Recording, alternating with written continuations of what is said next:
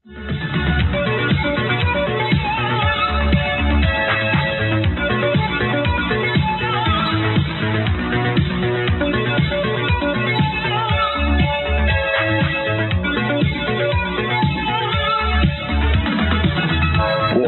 Policy Radio, offering a unique perspective on everything: geopolitics, culture creation, the reality of the world we live in.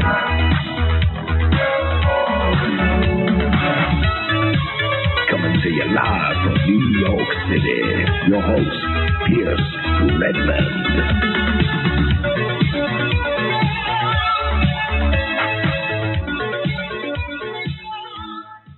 Okay, everybody, welcome back to another episode of Porkins Policy Radio. Of course, I am your host, Pierce Redmond, and if you just heard me saying that, we had a little bit of a technical difficulty, but of course, I am your host, Pierce Redmond, and you can find the show here at American Freedom Radio, AmericanFreedomRadio.com, as well as on my website, which is PorkinsPolicyReview.com. And of course, if you are new to the show, I know we have lots of new listeners. Many ways to listen to the show. Of course, it's all archived here on AFR, so you can always just go there to find the shows. You can go and you can subscribe to my RSS feed. You can follow and listen, of course, on YouTube. I'm also on TuneIn, Stitcher, and iTunes. And for those of you who, again, are new to the show, on Friday nights from 10 to 12 midnight, you can hear me on Awake, PSN, People's Internet Radio. Of course, Ed Opperman's Spreaker channel also broadcasts my shows on Fridays. And if you are in the Utah area and even parts of Nevada, you can hear me on Saturdays from 6 to 8 Mountain Time on KYAH, 540 AM. And if you want to support the work that I do, you can always become a subscriber of mine on Patreon by going to patreon.com/Pierce Redmond, or you can click on the orange Patreon link on my website, and you can be a subscriber for as little as $1 a month.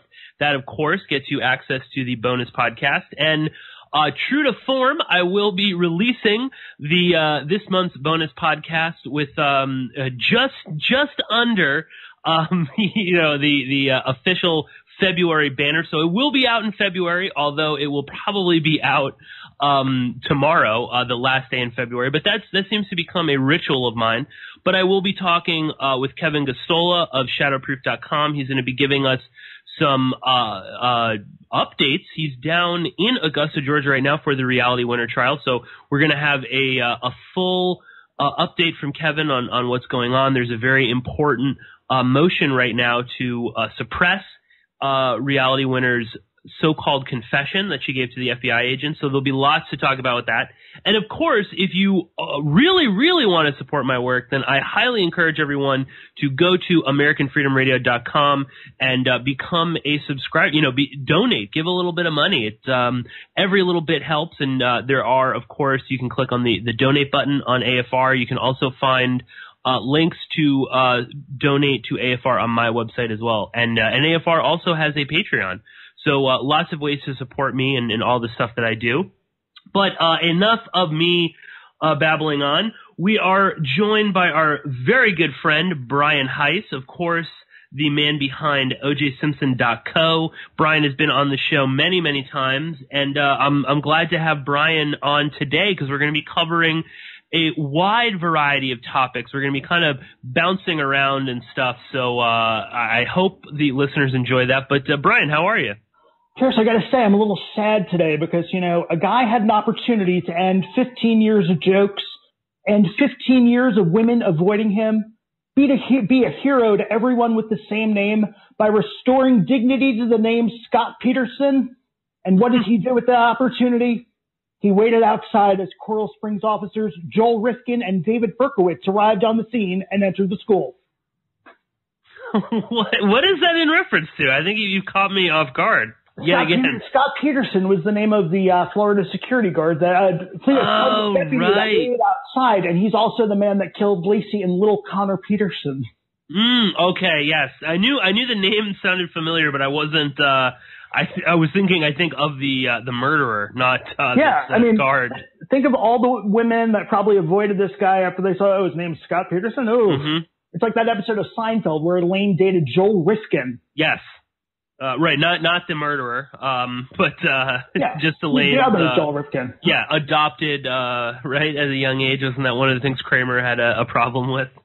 Well, adoption is why you kill people. And right, exactly. That's the telltale sign of a serial killer, of course. But I guess before we alienate any more listeners out there who may have been adopted, as I said in my intro there, we're going to be kind of covering a whole bunch of different topics. And Brian, you and I, we've had episodes like this before, and of course when for the behind the scenes stuff, when Brian and I are just sort of chatting on the phone, we tend to cover a wide variety of topics, and sometimes I wish we would record our conversations, but of course they are filled with expletives, which I can't really do anymore. So, I always try to discipline you every time you say one of those swear words. I say, oh no, I don't tolerate that kind of language. Let's not get blue. So yeah, we'll try to keep it not too blue today, but we wanted to start with a really interesting and sort of a bizarre piece in the news. And of course, I think it'll come as no surprise that we start this episode by talking about O.J. Simpson. Of course, you and I have covered the O.J. Simpson saga quite a bit on this show. And you, of course, cover it in even more depth and complexity over at ojsimpson.co. Lots of great you've been shooting out episodes lately, so I highly recommend those. But you actually brought this little news story to my attention. I didn't know this, but Rose McGowan, of course, one of the stars of the hit show Charmed. I think everyone. It's funny about Charmed. The one of the celebrities that I get most confused for is the guy that played Leo on Charmed. Just a fun fact. Leo? He's the guy. He's not one of the girls. He's one of the guys. But there's like two guys. Yeah, it doesn't matter. And when I lived in San Francisco, I lived 2 blocks from the Charmed house. How about that? Oh, cool. Everyone's probably riveted hearing this.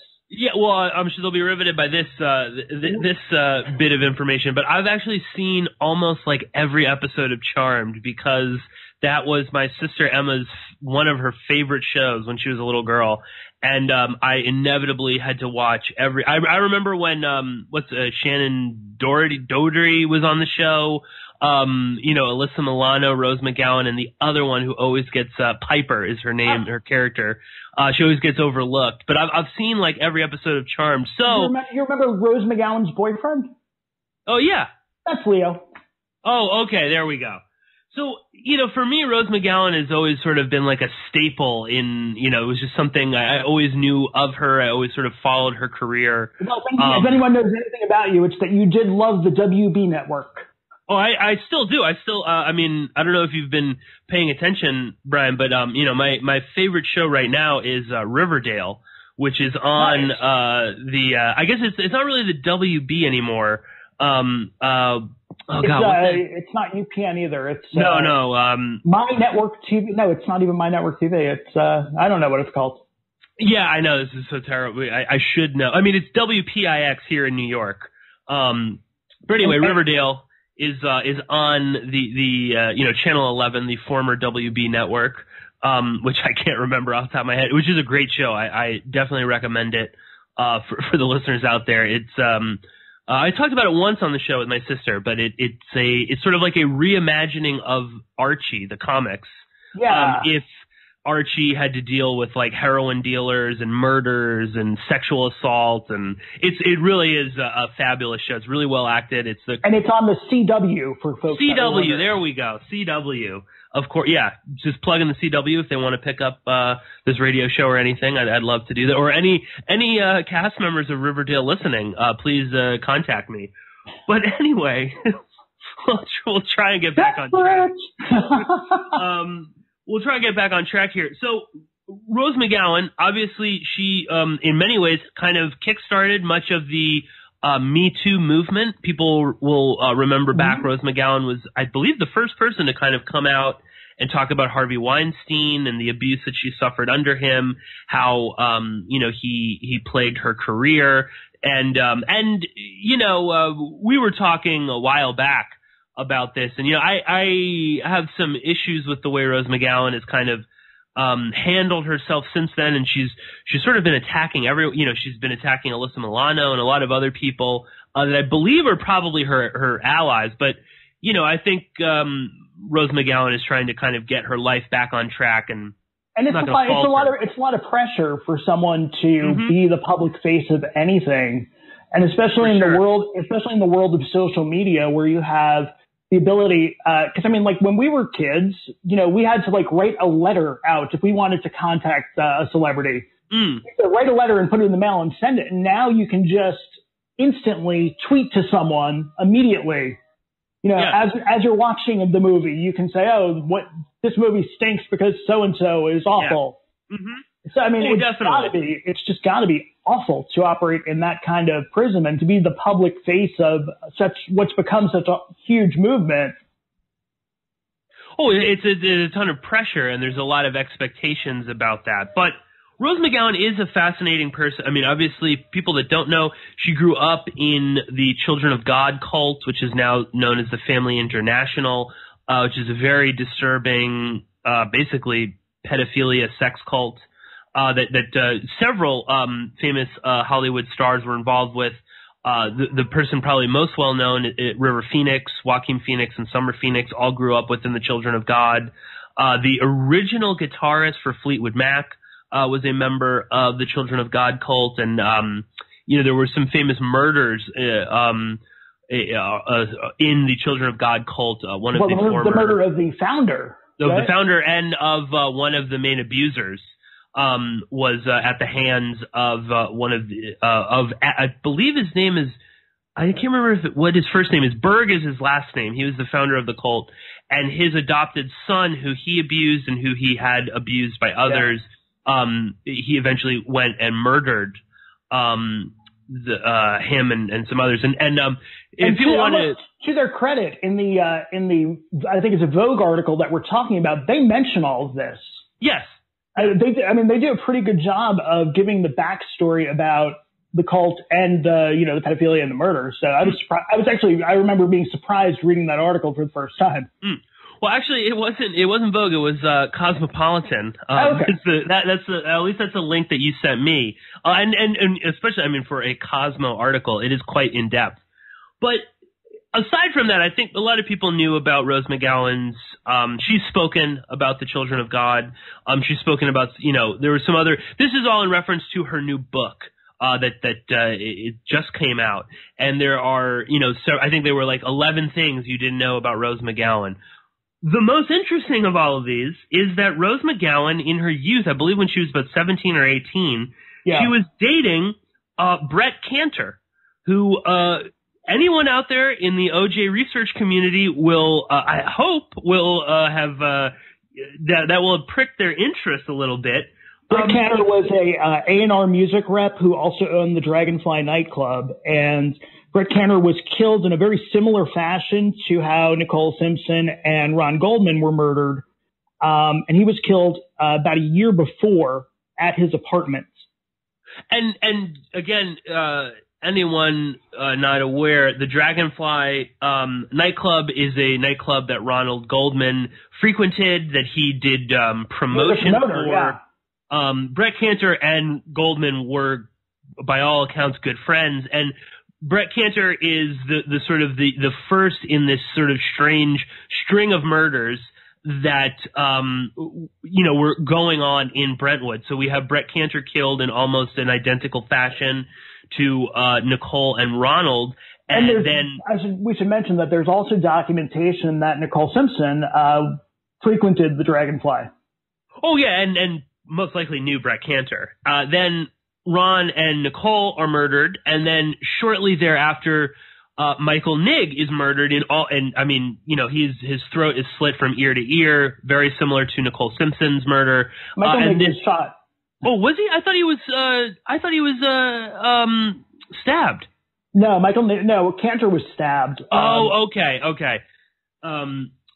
So never mind. But Michael Nigg murdered in an unsolved crime, murder, just like Brett Cantor, that we'll get to a little bit later. It's actually an interesting story because I was able to track down the actual details because there's a lot of shockingly, there's a lot of misinformation about how, where, and when Michael Nigg was killed.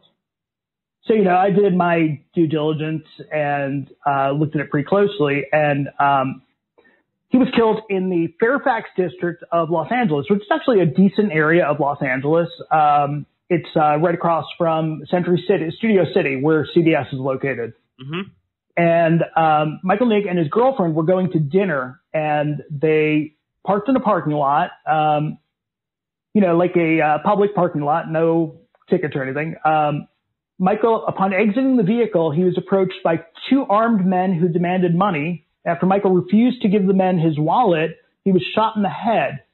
The robbers fled in a car driven by a third suspect, according to LAPD spokeswoman Sherry Claire. The Associated Press reported on September 12, 1995, that Michael's girlfriend, Julie Long, was not harmed during the incident because she had not yet entered the Mercedes. Julie said it happened in a split second, that they didn't give him a chance. They didn't even run away. They walked away like nothing happened. And the murder remains unsolved, as you said. And the Michael Nigg and Brett Cantor murders have always been a point of fascination for people exploring the O.J. Simpson trial and the events surrounding Nicole and Ronald's murders, because their relationship to Ronald Goldman and possibly to Nicole Simpson, the fact that Brett Cantor is murdered a year before, then Nicole and Ronald are murdered, then Michael Nigg is murdered, just a few months or so, right, after their murders. Michael Nigg was murdered on September 8th, 1995, a Friday night. So this is about 3 weeks before closing arguments in the Simpson trial. Okay. And they're also, and some of these are a little kind of, not as well sourced, but they're, Stephen Singular, points that, writes about it in Legacy of Deception, that there might have been a third friend, that, was also, that went to the Dragonfly, that was sort of hanging around with them, that disappeared in Aspen. There's also some people down in Florida who had connections to O.J. Simpson from back when he was in Buffalo that were murdered. That's a very famous one. You'll see a lot of crime shows show the footage of that murder because the guy had cameras in his house. Right, and he was on a boat or something with a bunch of models. He was at his home, and that's cute that you call models hookers. Hookers. Oh models, yeah, hookers. I guess. Yeah, all right. They were hookers. And he wound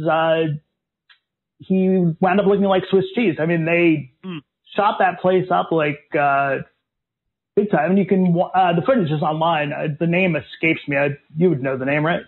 I have it written down somewhere, and of course I didn't prepare for it. But that is another one of these famous, and I believe that took place just before Ronald and Nicole were murdered. And again, this is an acquaintance of OJ back in Buffalo who had some connection to cocaine trafficking. Again, one of the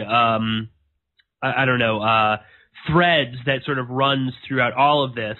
And the Brett Cantor one is interesting because this is the first in this whole series of murders. And again, Brett Cantor, Michael Nigg, the murders down in Florida. The police never, ever looked into any of these. They never thought, is there some sort of thread that connects all of these? How are all of these people that are in a small circle of friends, they're all dying, sometimes in identical or near identical ways to Nicole and Ronald? Now, this Brett Cantor, Rose McGowan thing is really fascinating. And Brian, give us a quick thumbnail sketch of this section of the Cosmo article that talks about Brett Cantor and Rose McGowan's relationship. So McGowan writes how she is, it's her life's mission to try to solve this Brett Cantor murder, which is interesting because, I always, something that I'm most passionate about in life, I wait 26 years to tell anyone about. Yeah. So she apparently was going back to Seattle. McGowan was in this weird, abusive relationship with a gentleman, and she split off, and she was going to move in with Brett Cantor. she's driving back to Seattle in a car she stole from her abuser, and she's going to get her things. And she drives back from Seattle to Los Angeles, and, you know, Brett's not around. And she eventually finds out that he's murdered by calling LAPD. And they told her that she had been murdered. And, that's pretty much all the details that she really shares. I mean, the timing was weird because, you know, he's killed the time that she just happens to be driving to Seattle in a stolen car. And, you know, I have some questions about it because there are a lot of questions that I wonder about details that she might not have put in the Cosmo article. You know, like the specifics of dates, times, things like that. You know, I'm a big fact-checking person, and, you know, I'd like to know more about their relationship, because the first time in all of these years that we heard about it was with her new book, and, you know, I'd never read anything about he was even dating anyone at the time, and it was a new relationship. I understand that, but you wonder what other connections that there are.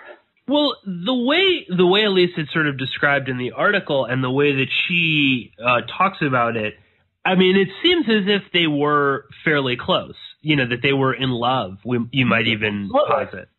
And, I mean, if you're going to move in with someone, although you know, the fact that she was moving in with him, I didn't know if that was to get away from the abuser or what, but it sounded like there was something budding there.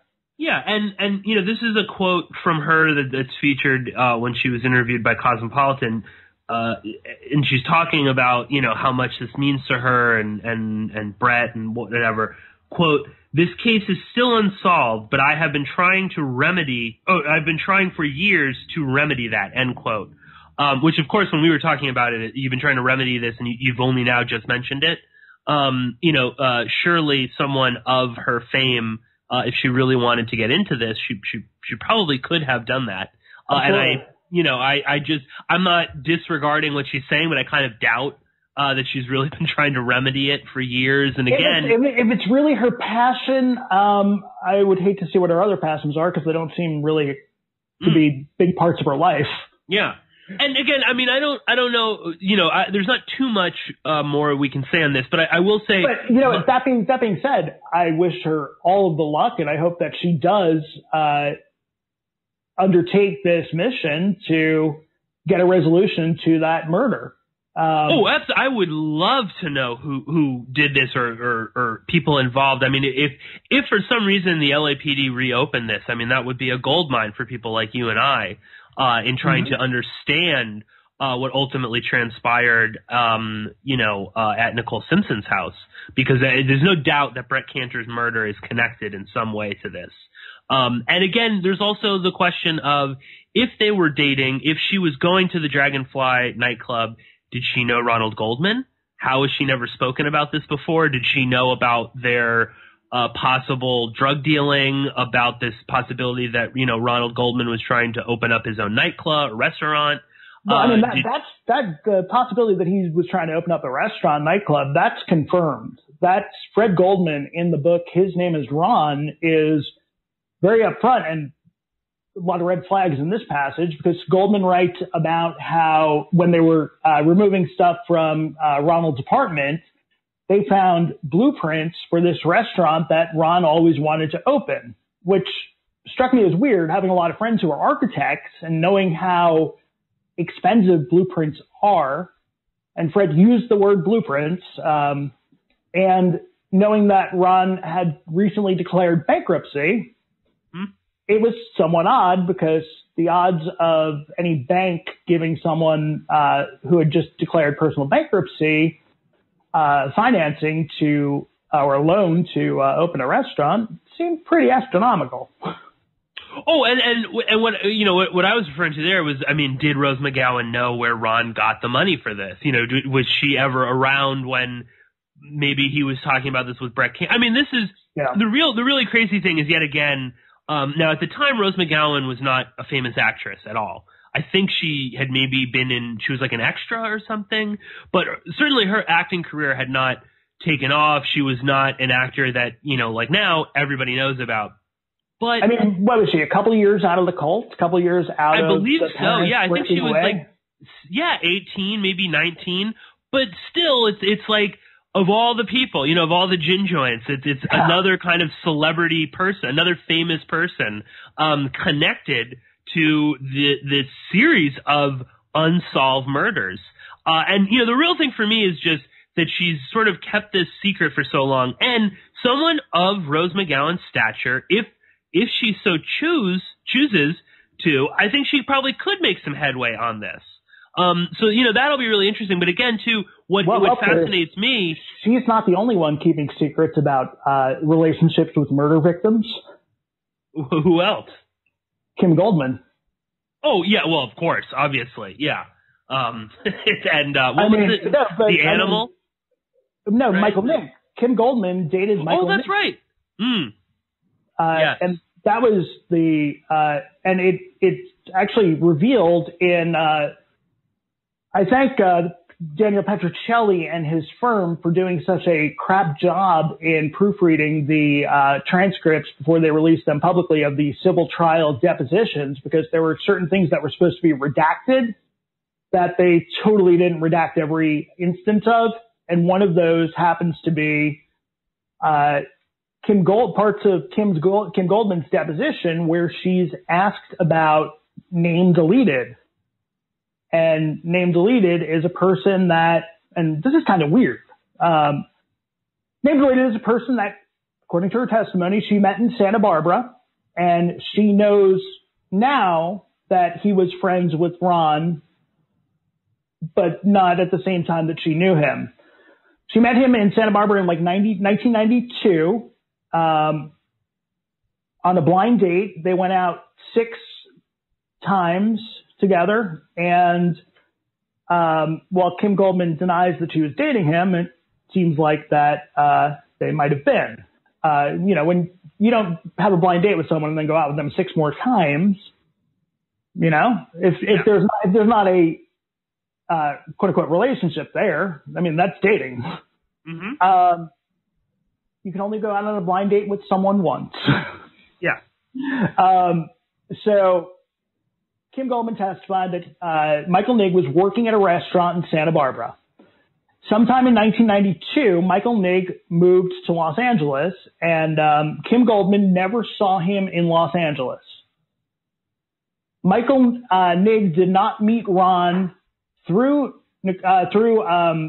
Kim Goldman, and he didn't know Ron. Michael Nigg did not know Ron while Kim Goldman was going out with him on 6 blind dates. So she testified that she did not introduce Michael Nigg and her brother, and she testified that she was told that he and her brother met in Los Angeles. She doesn't know what Michael Nigg did for a living when he was in Los Angeles, but she does know that he got Ron a job at Mezzaluna. Mm. And she didn't know if Michael Nigg worked at Mezzaluna prior to getting Ron the job there, which is curious. And she doesn't know how Michael Nigg got him the job there. All she knows is that he was shot in September of 1995, and she was never questioned about the case. So she's presenting it as, she dated the guy when they were both living in the smaller community of Santa Barbara, although the Goldmans lived in the suburbs of Santa Barbara. And then when Michael Nigg moves to Los Angeles and her brother moves to Los Angeles, by happenstance, they meet, and they never realize that despite Ron being from the same town as Kim and having the same last name as Kim, that Ron is the brother of the girl that he went out with a bunch of times. Yeah. I mean, it's just strange. Mm. Well, I was thinking when you were talking about that, I was also thinking, Kim dated this guy called The Animal, who was some sort of like mafia enforcer. Denise. I'm sorry, Denise Brown. Right, Denise Brown. The Brown girls have dated quite an eclectic group of people. Yeah, I was going to say they all seem to have,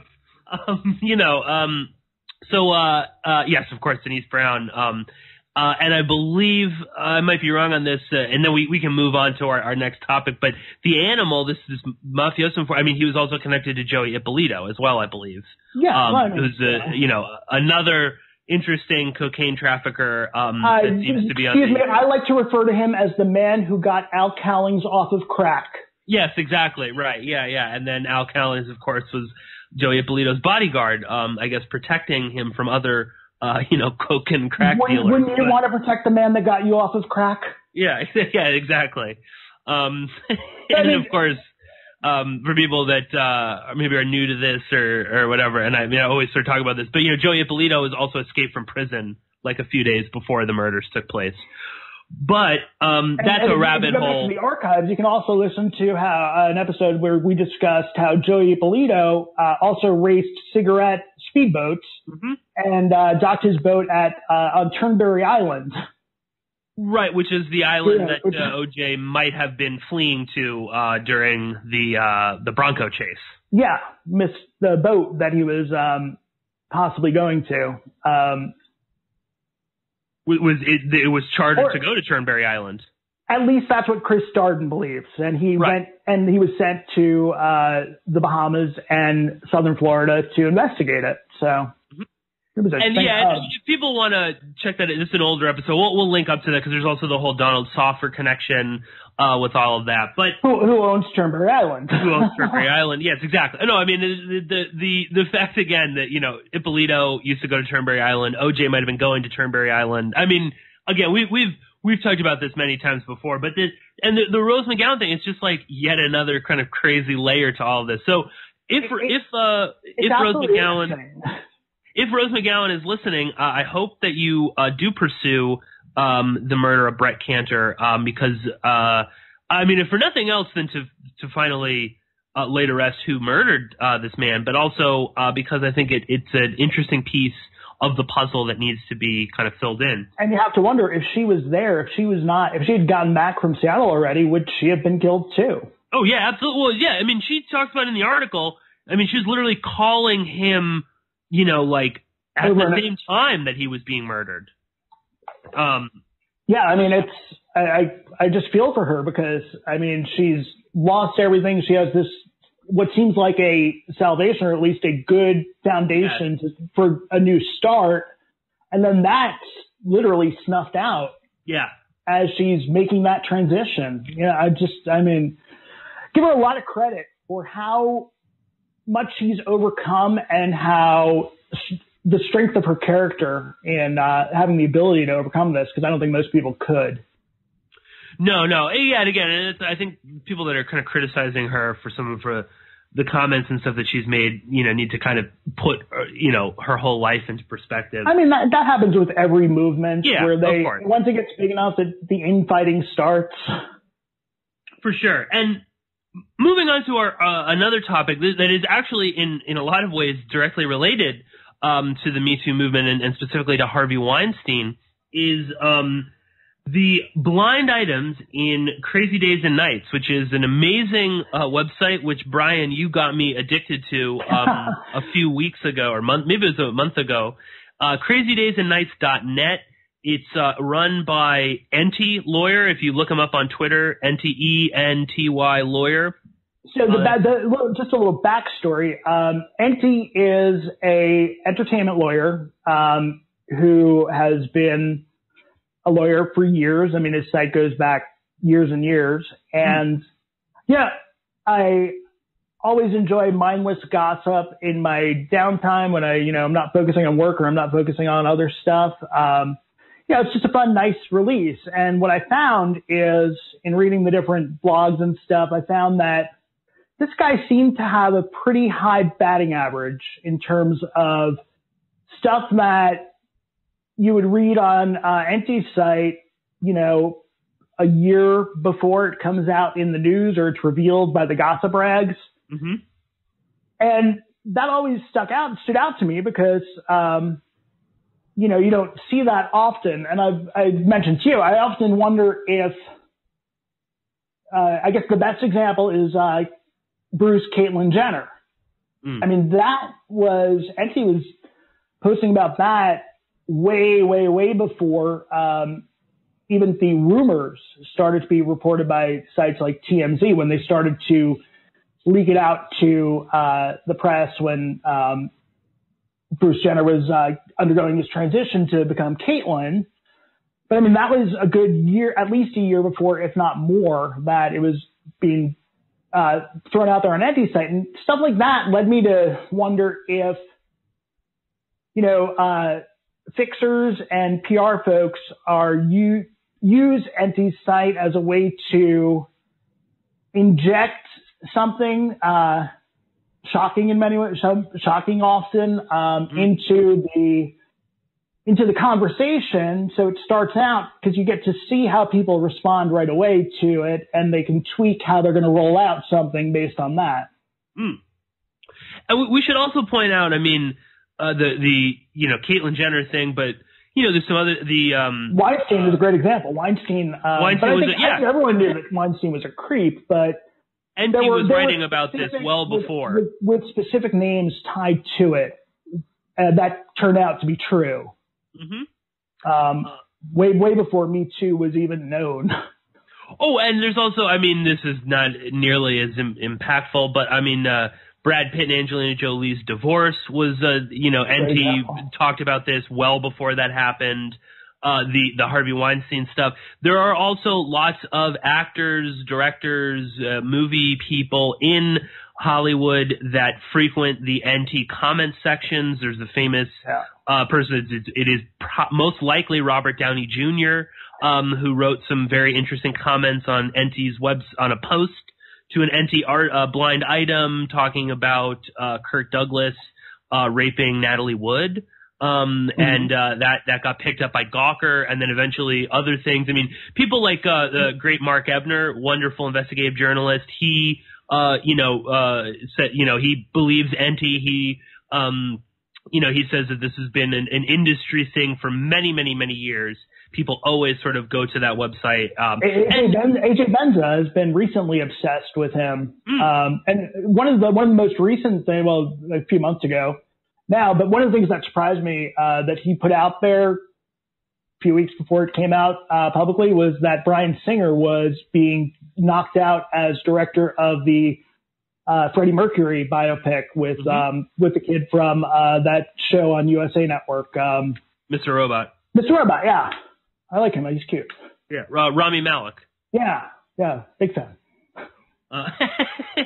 Yeah, no, absolutely. That was another, and Enty has certainly been keeping up with the Hart Weinstein stuff, the Bryan Singer stuff. And we should just throw out a caveat to this.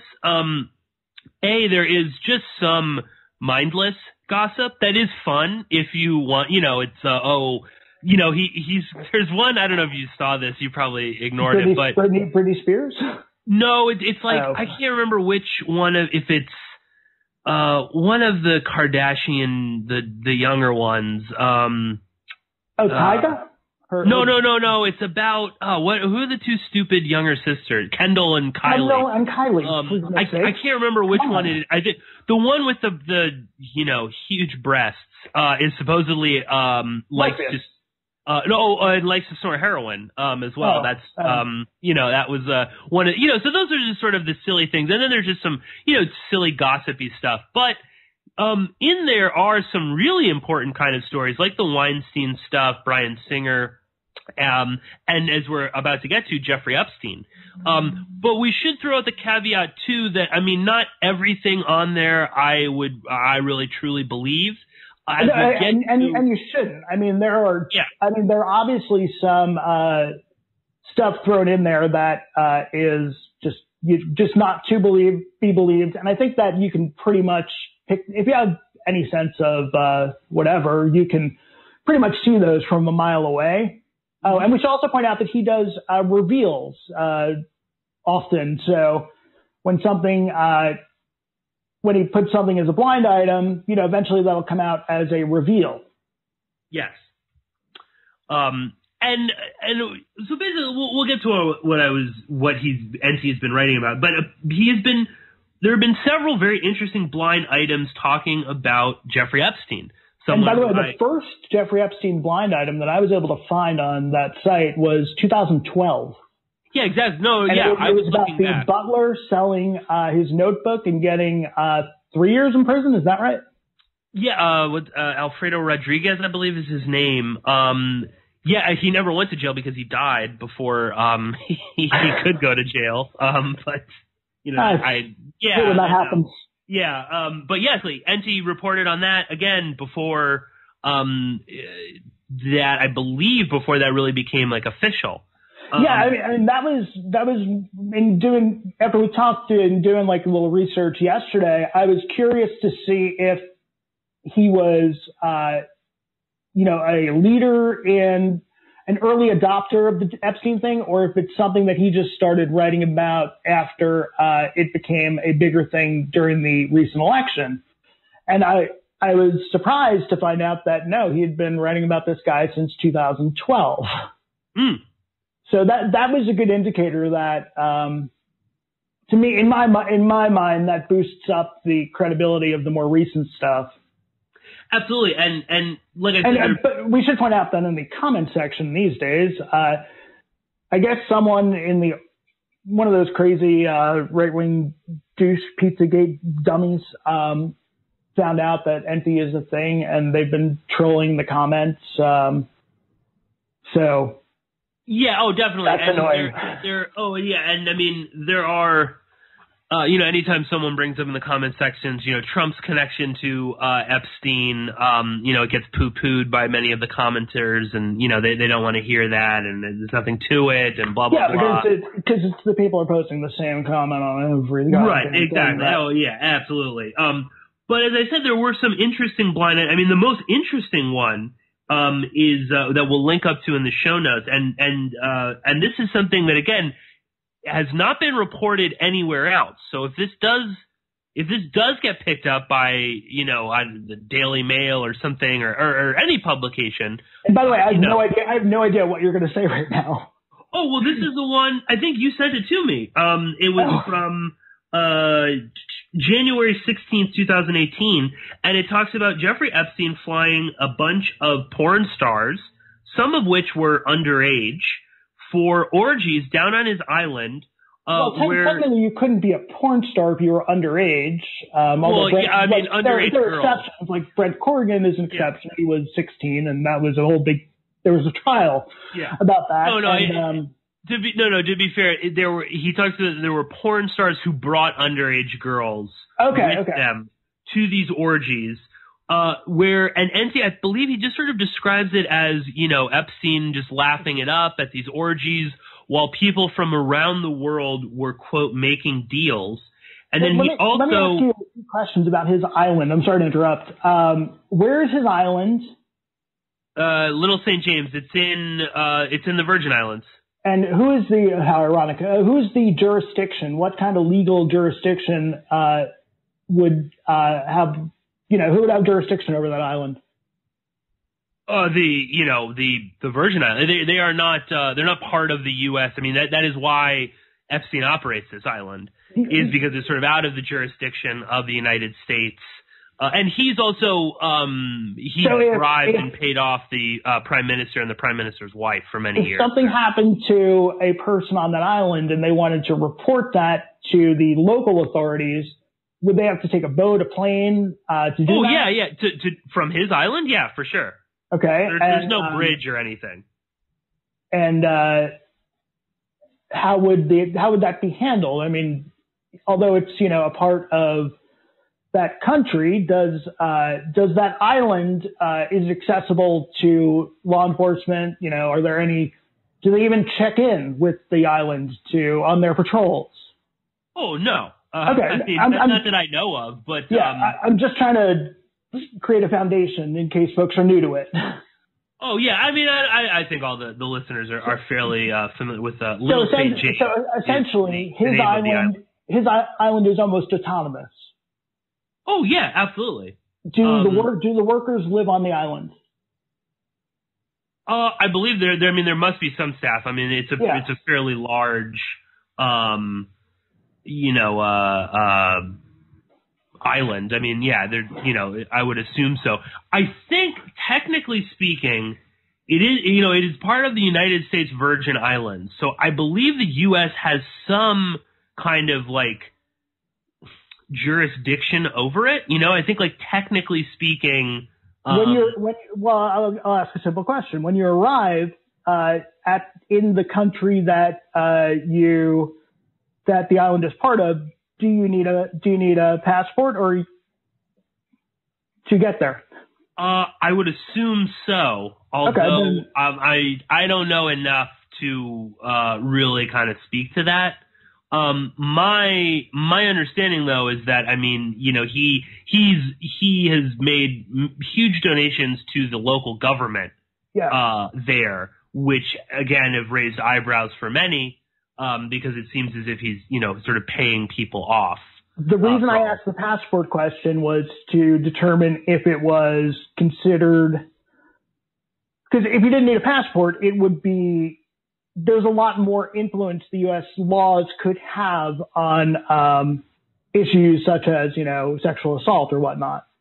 Well, I mean, the rumors that Jean-Luc Brunel was importing young French girls there and getting U.S. passports for them to enter, you do. I think you for sure need a passport to go there. Well, that means that the U.S. That means that the country is more autonomous from the U.S. than, like Puerto Rico or for sure. Bermuda for that matter, and Bermuda is not even part of the U.S. Yeah. No, absolutely. And which is important. Look up Little St. James. It's a fairly big island there. If you Google it, you'll instantly see some stuff about Epstein and pictures of this weird temple that he built. Is he the sole inhabitant of the island? Absolutely. Okay. And again, another important part of the equation. If he owns the island. Okay. So it's like a David Copperfield deal. Yeah, absolutely. That is exactly. Yeah, David Copperfield, of course, a close friend of Jeffrey Epstein's. Anyway, is it good? Is it good if everyone that has heard of you in David Copperfield's example? Is it good? Is it like, would it be on like your money if you had money for your island? That everyone refers to it as Rape Island, David Copperfield's island. Yeah, well, I mean, that's like that's like they've referred to Epstein's as Orgy Island, and the whole Lolita Express is the name of his plane. Although I don't use those terms because those are just silly, idiotic terms invented by people in the media. But one of the other things is, that Enty was reporting on January 16th is aside from these orgies with little girls and porn stars for people from around the world making deals, he also says that Epstein, a separate time with, a few days after that, flew in more porn stars for a party for 3 arms dealers, he says. And this is interesting, just who are these arms dealers that Epstein is hosting on his island? Is this basically what is Epstein just sort of back to basics? I mean, now he's just really no longer hiding what he's doing. He's not donating money to Harvard anymore. Now it is just simply, he's just a pimp, for the rich and famous and influential people. And it's interesting, too, that they mentioned the arms dealer thing because Stephen Hoffenberg, who is one of Epstein's mentors, he was the Bernie Madoff before Bernie Madoff. He's also a huge supporter of Donald Trump, which is no surprise there. Supposedly, according to Steve Hoffenberg, they were introduced by a defense contractor that he knew. Was the person that introduced Epstein and Hoffenberg. Epstein's story is a little bit different. I think he claims that it was a lawyer that the two of them knew. But another interesting thing, and then I'll throw it to you, Brian, in the Enty stuff, is he also talks about, if you go back a few months or so, I think, or maybe it was a year ago, actually, He talks about some of that, how Epstein made money, and there's all these, questions about what he was really doing. And obviously everyone knows his connection with Leslie Wexner, who owns Limited 2 and Bath and Body Works, and he had a big stake in Abercrombie and Fitch at one point.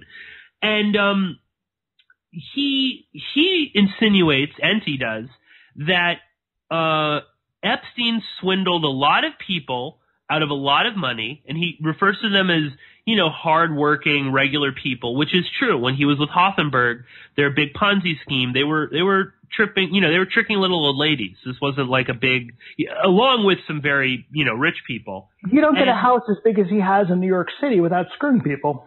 Yeah.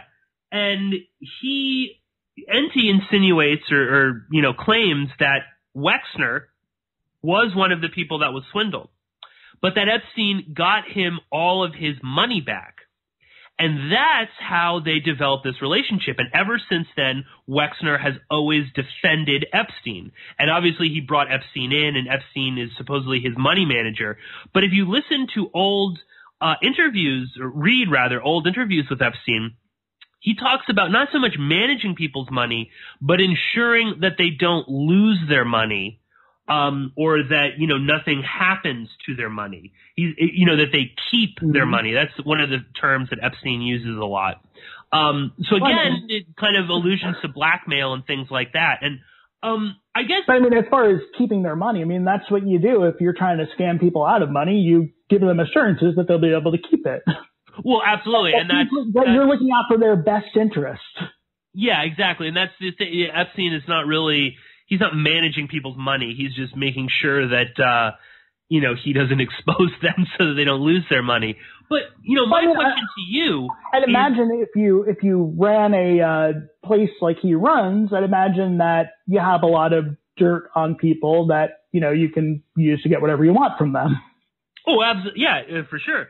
My question to you is, how much should we really believe in Enty when it comes to this? Because he does seem to get some facts wrong. There are some things he says that don't really jive with me, that don't really quite add up in terms of the Epstein case and some of the other things. So I kind of wonder, and then I wonder, why is he even covering Epstein at all?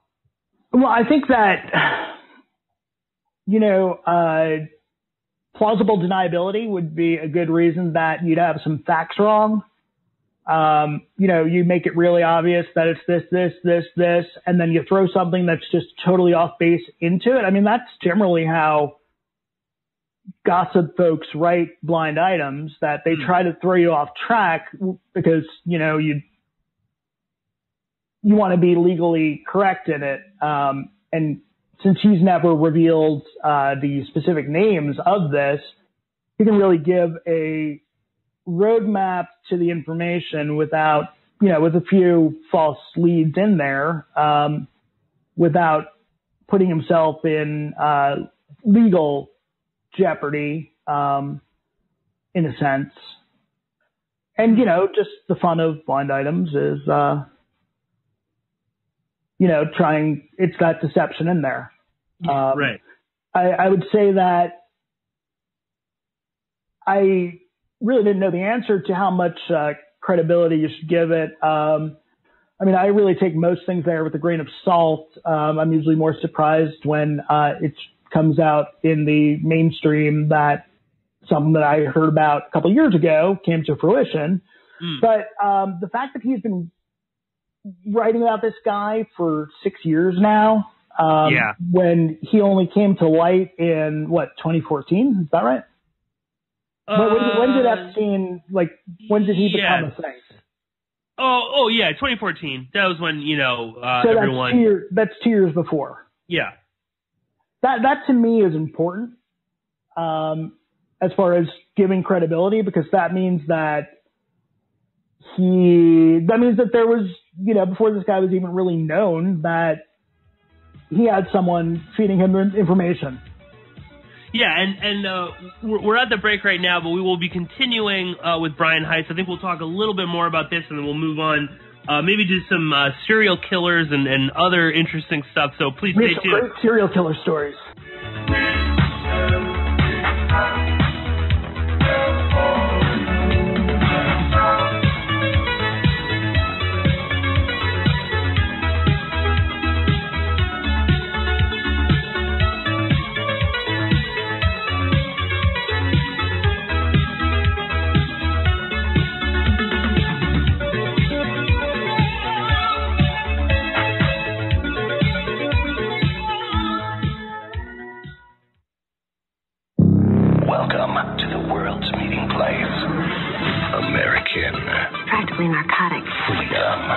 Yes, I like very much. Radio. You're an American institution. American Freedom Radio. Simply Clean Foods is dedicated to providing the best quality food you can buy next to fresh from a farmer's market. Our stringent quality controls and absolute zero GMOs plus testing for heavy metals makes us unique in the storable foods market. Our line of fruits, vegetables, and meats are suitable for everyday use, and you won't have to worry about throwing away valuable groceries ever again. Take out the amount you need and reseal the package for use within the next 6 months. Simply Clean Foods' primary focus is to bring clean food to people all around the world and change the way we look at freeze-dried food in our daily cooking. Go to simplycleanfoods.net. That's www.simplycleanfoods.net today. We all know that they're not telling us the truth. So stand up for your rights, demand the real medicine, and your right to use it and grow it. This is Rick Simpson, and you're listening to American Freedom Radio. Yo, what's up? Check this out. The voice of the revolution. American Freedom Radio. American Freedom Radio. American Survival Wholesale is a proud sponsor of the American Freedom Radio. And when you purchase quality products from AmericanSurvivalWholesale.com, you help support this program. Our quality non-GMO foods do not contain MSG, high fructose corn syrup, or heavy metals. At American Survival Wholesale, you can choose from over 8,000 quality products, including self-defense weapons, bug-out bags, and long-term storable food at wholesale prices. We also have custom food packs available, including gluten-free, dairy-free, and vegetarian packs. If we don't have it, you don't need it. American Survival Wholesale is a veteran-owned and operated company which also supports our veterans in need, and we are very active in disaster relief. If you would like to become a distributor, please email us at bugoutamerica@usa.com or call 818-720-0759. We offer free consultations to answer all your questions. Do it today while things are calm. That's AmericanSurvivalWholesale.com. I don't like words that hide the truth. I don't like words that conceal reality. I don't like euphemisms. And American English is loaded with euphemisms because Americans have a lot of trouble dealing with reality. Americans have trouble facing the truth. So they invent a kind of a soft language to protect themselves from it. I'll give you an example of that. When I was a little kid, if I got sick, they wanted me to go to the hospital and see the doctor.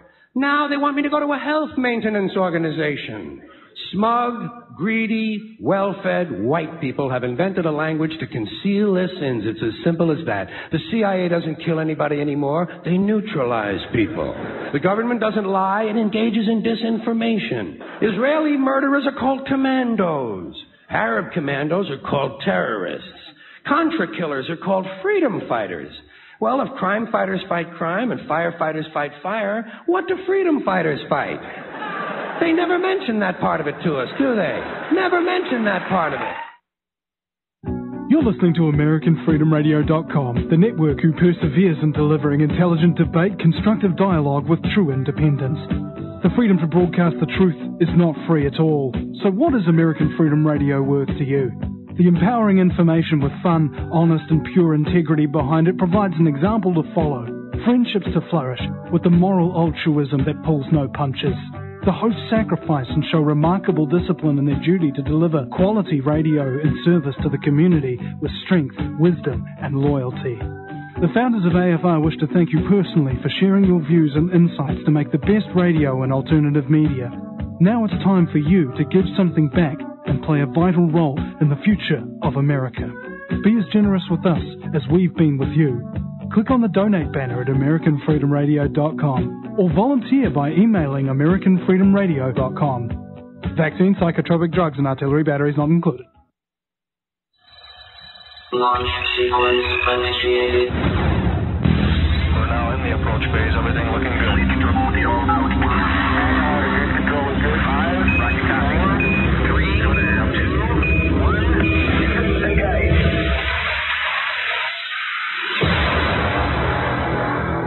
Prepare your mind to experience American Freedom Radio.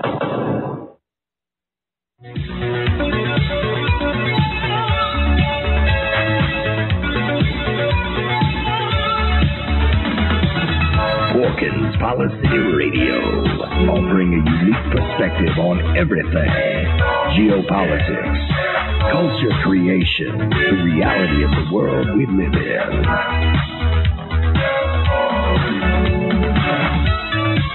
Coming to you live from New York City, your host, Pierce Redmond.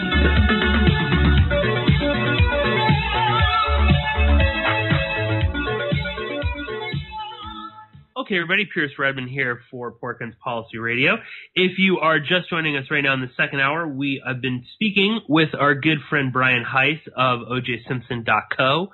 And, true to form, Brian and I have been jumping around to some crazy topics. And we were talking about crazydaysandnights.net, this amazing, I don't even really want to call it necessarily just a gossip site, run by Enty, this entertainment lawyer who, we don't really know. It might be a woman, it might be a man, it might be multiple people, which is more sort of where I lean. But we were talking about some of Enty's stories and Jeffrey Epstein, and there was just one other one that I kind of wanted to mention because there are a few posts by Enty where he appears to be suggesting that Bryan Singer, the disgraced child molester, at one point, alleged child molester who, of course, did The Usual Suspects and the X-Men movies. He was, high demand until his fall from grace.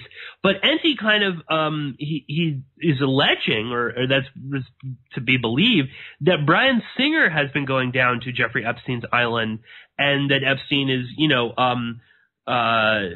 flying in, young boys for this. And that was one of the things that kind of didn't totally ring true to me, because that would be the first time, the first instance where Epstein was trafficking in young boys. I mean, there's no doubt about it that he's trafficking in young girls. But boys sort of seems like another thing. And I don't know, as someone that's sort of dived in as much as I have in Epstein's life, I sort of don't really see that. I don't know. But you don't think Epstein is down for whatever? I honestly don't think. I think it's. Okay. I don't know. I don't see it. I don't see it anywhere in his personality, in the things that we do know about him. I don't quite think he's like a Kevin Spacey type abuser who really, he doesn't see a distinction. Kevin Spacey was, Kevin Spacey there's no allegations of Kevin Spacey with girls, is there? Are there? No, but he stated before that he doesn't really, that men, women, it doesn't really matter. But I didn't believe that for a heartbeat. I don't know, because the whole Kevin Spacey, Chris Tucker on Epstein's plane, I just assumed that there were young girls there. That Spacey didn't really care. He didn't see a difference. Spacey's gay. Maybe. I don't know. That's me. Again, if Kevin Spacey and Epstein are obviously friends, if that is the case, then perhaps there were young boys.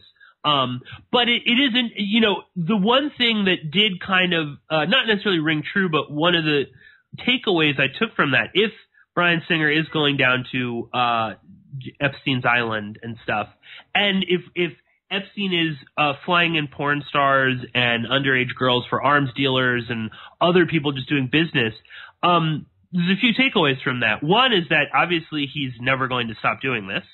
B, my kind of theory that his whole entire life has basically been a facade in order to fund and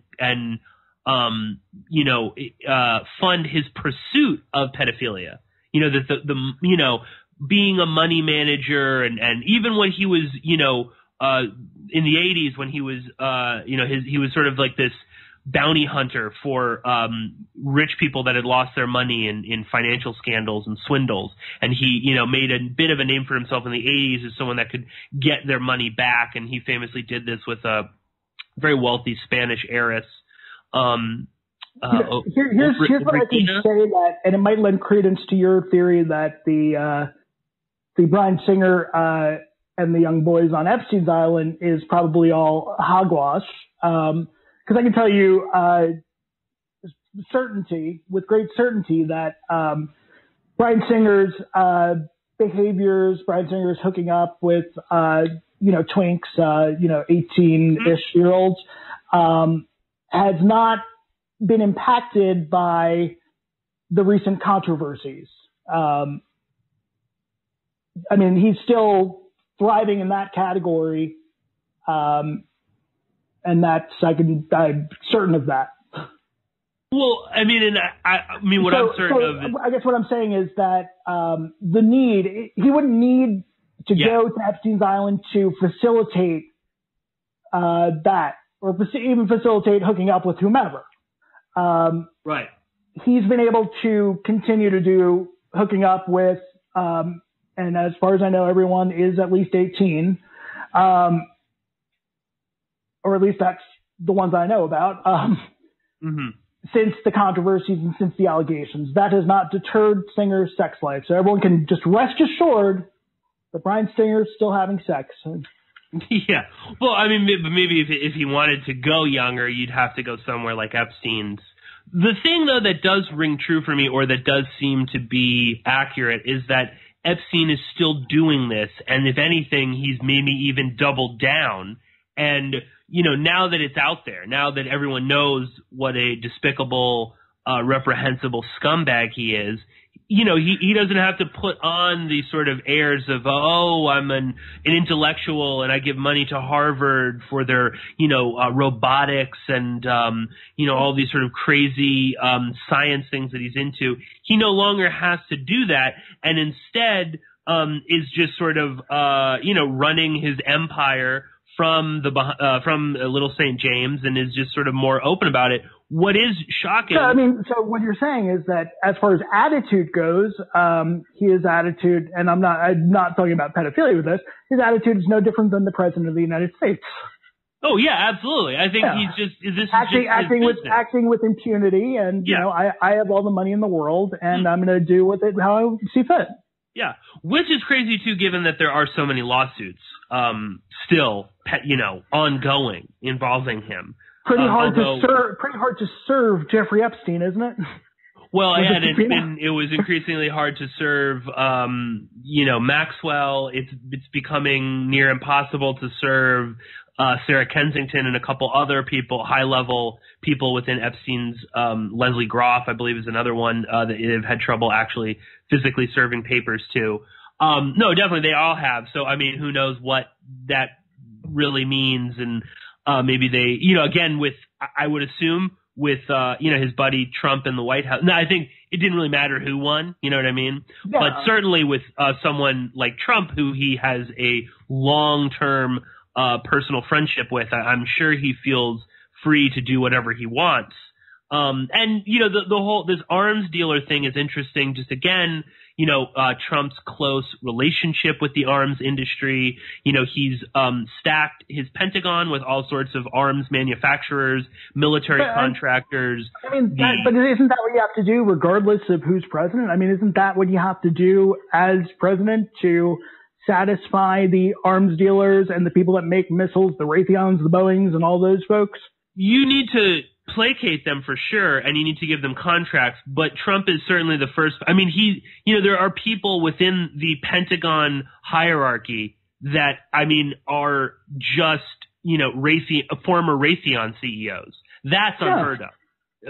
Elevating them to that. Now, maybe you go from being a civilian or general within the Pentagon to working to Raytheon, but you don't go from Raytheon working for the government, Trump has sort of opened that door. And then again, too, let's not, miss out on his connections to Eric Prince, and military contractors there. So, that's just insane that Eric Prince is even treated as credible anywhere. Oh yeah, but all of that. It is interesting that Epstein is allegedly, has some arms dealers down there. But he would be foolish not to have arms dealers down there.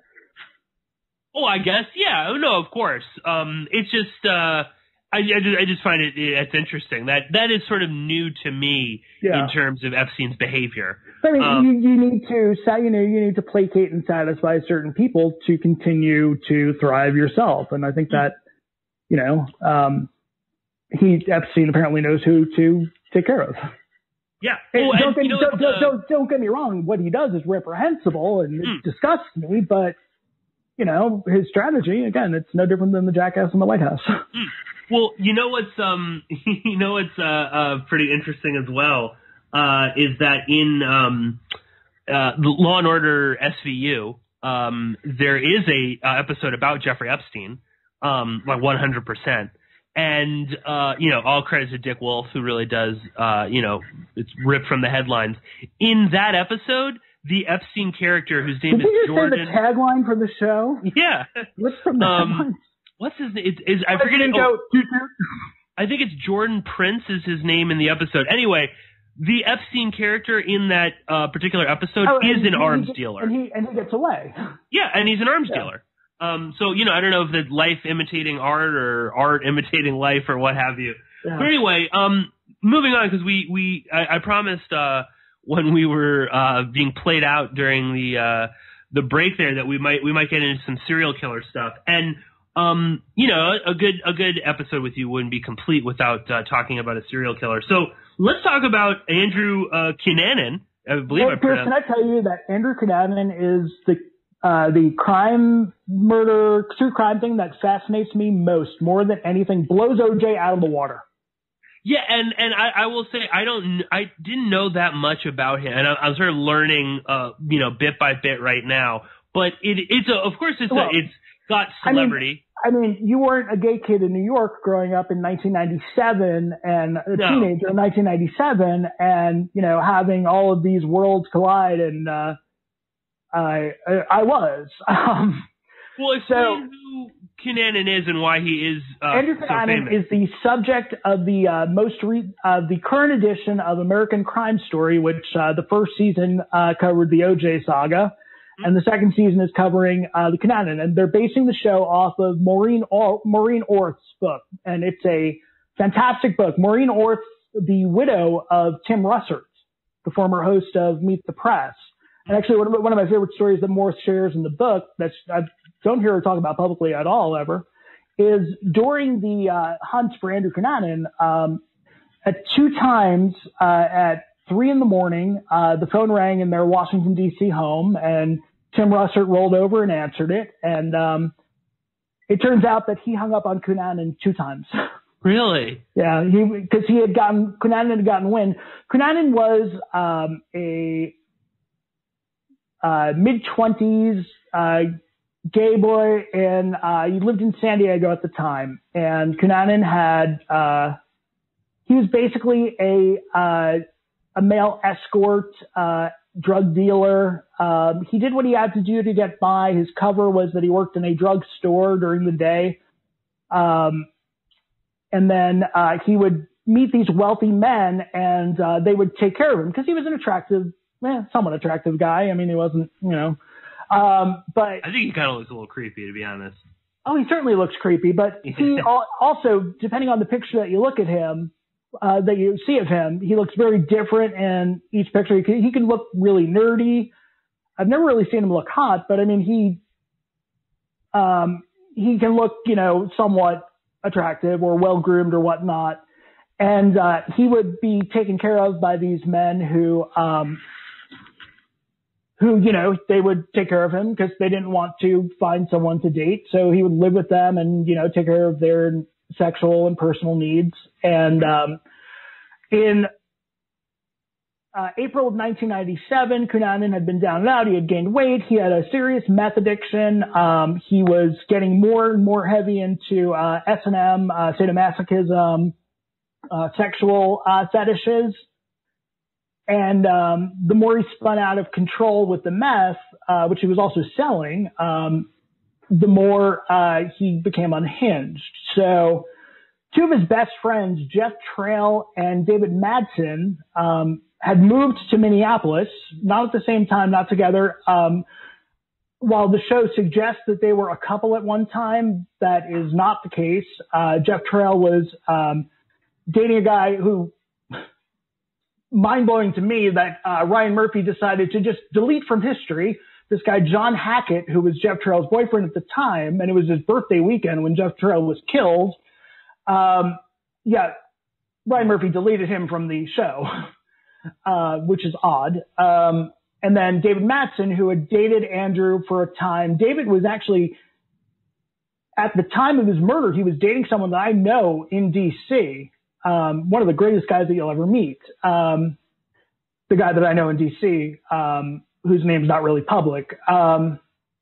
And so Andrew was out of money, couldn't afford to do anything, and he wasn't being taken care of anymore. So he went to Minneapolis, and he kills his two friends. And then he goes to Chicago, and he kills Lee Miglin, who was a very wealthy, high-powered real estate mogul. And Lee Miglin, based on the FBI files that we've seen since, and although the Chicago media, the Chicago police, and Marilyn Miglin will deny this for the rest of their lives, Lee Miglin was a closeted gay man who had been married to his wife, Marilyn Miglin, for 40 years. But there, in the FBI files, you'll find an escort that they deemed credible had come forward and talked about how Andrew Cunanan and Lee Miglin had picked him up from, he was hustling, because that's what escorts do. And this is the infancy of the internet era.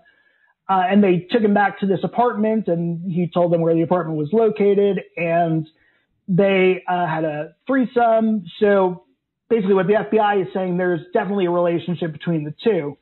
So Miglin is killed in the most brutal, horrific way that anyone could ever be killed, despite having a gun at his ease to use whenever he wanted.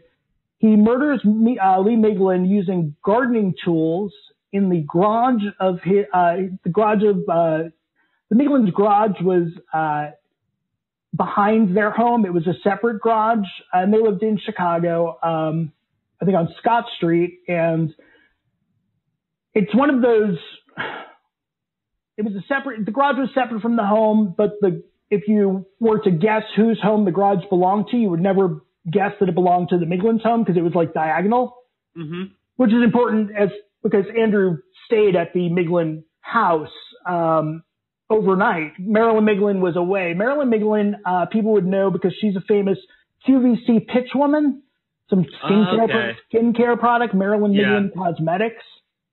And she was away that weekend in Canada doing a 2-day thing for QVC Canada, or Home Shopping Network Canada.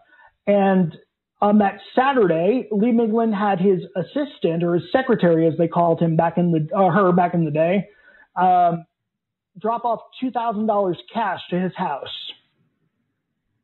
And then he is killed. It appears late Saturday night, early Sunday morning.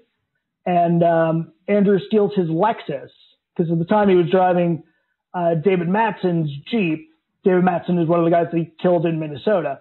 So Cunanan makes his way to New York City, and after he killed Miglin, it became a national story because America's Most Wanted got involved, because you had a very well-connected Chicagoan murdered in broad daylight in a very safe neighborhood. And it became a national story with America's Most Wanted, John Walsh. And they always said it was a random killing, that they killed him for his car. And as the heat escalated, Cunanan fled from New York in Miglin's car.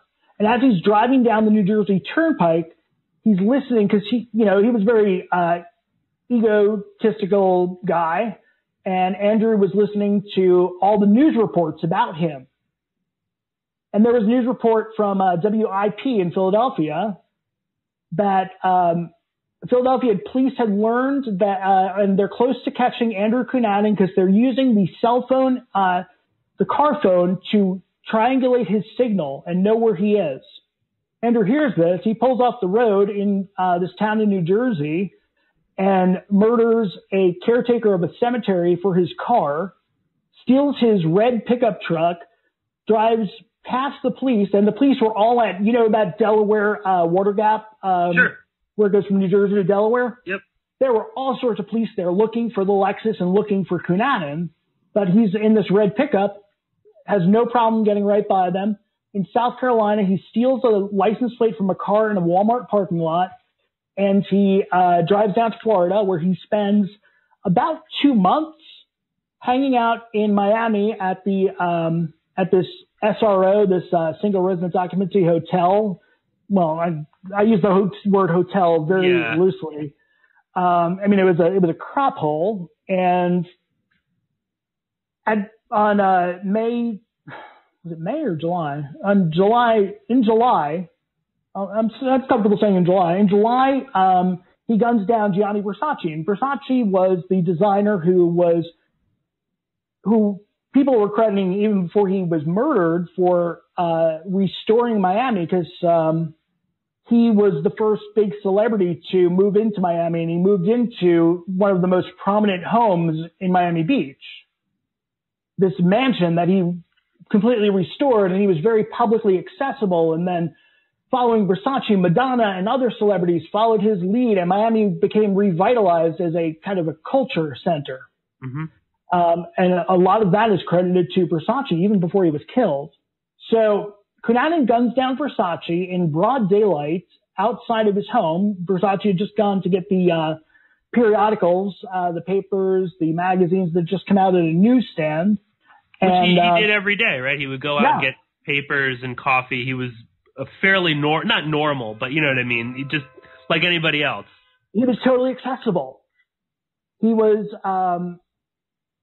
he seemed like a good person, in terms of he wasn't closed off and, guarded, from the public. There's some other things that he might not have been a good person about, but, so Cunanan flees and he gets away from, law enforcement, and he winds up on this houseboat about a mile away from the Versace mansion. And this houseboat was at 5250 Collins Avenue. It's on Indian Creek. It's right over by the famous Fontainebleau Hotel in Miami, Florida. And by houseboat, it's like a mini mansion on the water. Right. Would be a good way to describe it. It's not like, some rundown like, hey, look at the homeless guy living in the houseboat. No, it was nice. The houseboat was owned by Torsten Reineck, who was a German living in Las Vegas, and he owned the largest gay bathhouse in Las Vegas, the Apollo. Andrew hid in the houseboat from the time that he murdered Versace before he committed suicide on July 23rd, 1997. And we're talking about over a week. I think it was about 10 days that there was an all-points bulletin that the world was looking for Andrew Cunanan. Maureen Orth describes so Cunanan is found in the houseboat because the caretaker goes to check on the houseboat.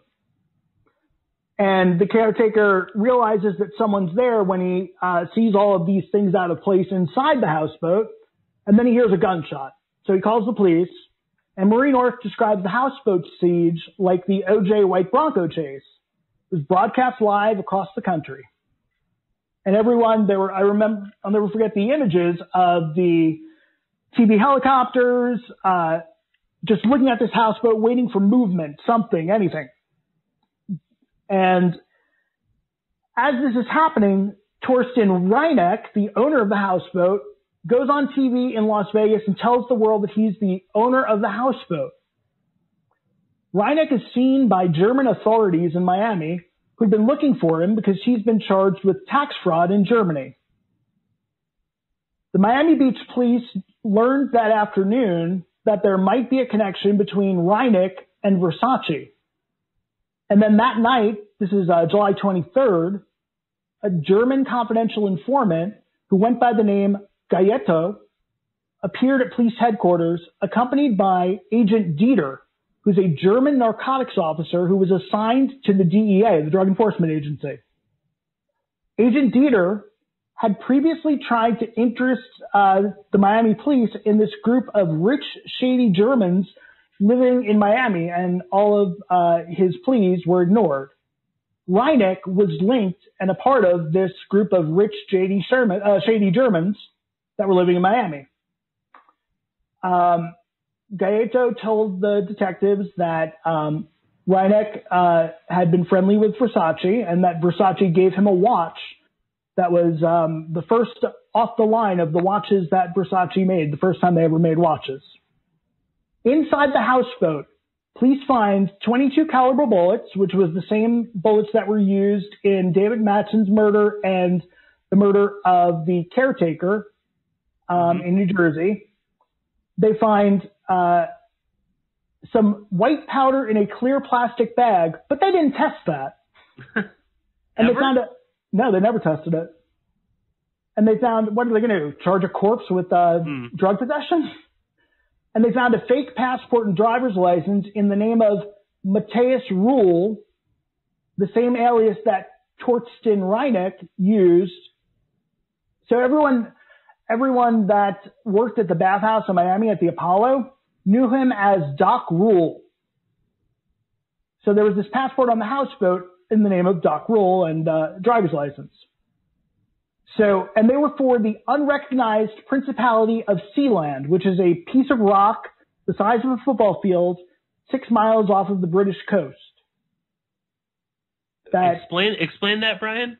Okay, so you know how Epstein owns that island off of the U.S. Virgin Islands? Yeah. Reineck owns a rock about the size of a football field off of the British coast. And it was called Sealand.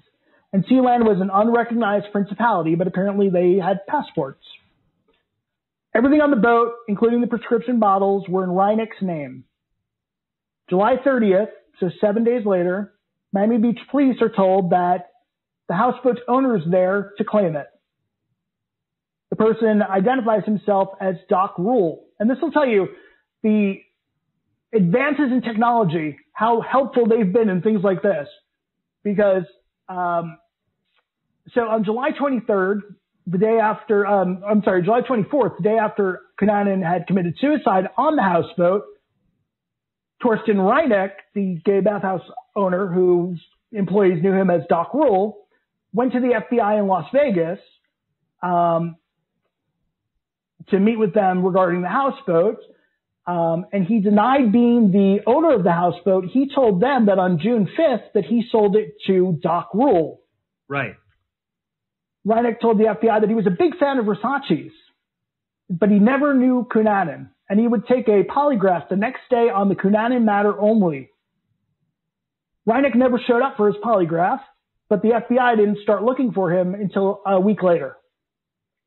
July 30th, Rule comes to claim the houseboat. Under Florida law, it's buying and selling a houseboat at that time was no different than buying and selling like a motorcycle.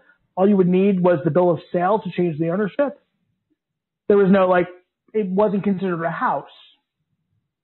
Rule claimed to the Miami police that he had flown from Germany by way of Las Vegas. And he was unsuccessful trying to find Reineck. Miami Beach police thought something was suspicious, and they asked him to come back tomorrow and they would do the transfer because they wanted to really check this guy out. Rule is next seen on Miami's Fox affiliate at Miami International Airport boarding a plane to leave the country. So we later learned that Rule and Reineck are indeed the same person, but they couldn't put two and two together. It gets better though. So there's this guy, Siegfried Axtman, who lives on a very exclusive part of Miami, Williams Island. Axtman then comes forward the next day to tell the police that he's a friend of Rule and that Rule was instructed to return to Germany immediately and that Axtman would be in charge of the houseboat. So we later learned that Axtman was a big part of the reason that the DEA took German agent Dieter under their wing because of some of their activities between moving drugs between Germany and the United States. So then on August 4th, the houseboat ownership changes once again. And this guy, Enrico Forti, comes forward. Enrico Forti is a documentary filmmaker and a windsurfer champion who knows the Versace family, and wants to take ownership of the houseboat to write a book and make a documentary, The Medusa, on the real Versace. And he claimed that he had spoken to Donatella Versace about it, and they were going to do this project. So on August 8th, they released the houseboat to Kiko Forte. On August 11th, Torsten Reineck, also known as Doc Rule, shows up in Frankfurt, Germany, and turns himself into the German police. And did you know that Torsten Reineck was once known as the beer king of Leipzig, the German town? He was sentenced to 3 years in prison. So here's where it gets a little weird too. Kiki's back. Kiki, who owns the houseboat at this point, apparently he had a problem with the Pike family. The Pike family owned a huge resort on the Spanish island of Ibiza. Apparently, Kiki had defrauded Anthony Pike's father out of almost $100,000, and he came to confront Kiki about that. Well, Anthony Pike winds up dead, murdered within hours of being picked up at the Miami airport. He was shot twice in the head, and his nude body turned up on the isolated beach that was a favorite of windsurfers. So the long story short is Kiko is convicted of the murder of Anthony Pike. So what does this all mean? Raises a lot of questions about the Versace murder and if Cunanan, and I have doubts about it, but there seems to be a lot of evidence that he may have been put up to do it. That Cunanan was put up to kill Versace. Yes. And that he would be promised safe passage to somewhere. And Orth seems to indicate that she believes that Cunanan was on the houseboat waiting to be picked up and taken away to paradise, I guess, or somewhere. Mm-hmm. And that since he had known Torsten Reineck from the bathhouse in Las Vegas, that he had agreed to put Cunanan up in the houseboat and then help him get out of there in exchange for killing Versace.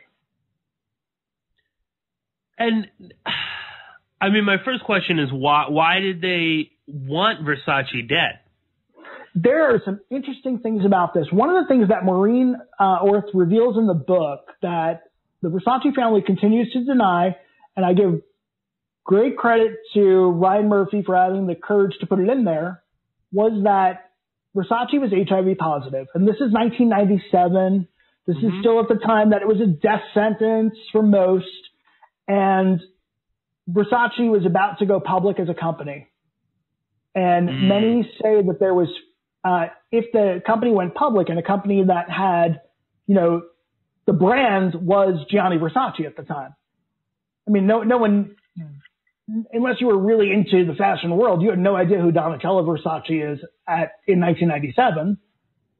But Gianni Versace was the face of the company. And there were fears and concerns that if it came out that, you know, for all intensive purposes, that Gianni was on the way out of life at the time that it's going public, then the thing would have failed. But, you know, you have the drug connection with the German DEA being the folks that were investigating these exact people that are all interwoven into the Reineck Rule character. Mm-hmm. And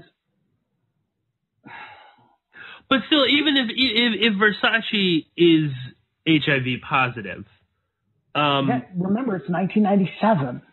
No, but I mean, but why does this strange contingent of German businessmen want him dead anyway? Were they invested in Versace? Maybe they were invested in Versace. I mean, they all seem to know him and have connections to him. I mean, I would assume that if you got the first watch off the line, if indeed it was the first watch, that you were someone pretty important in in that circle. And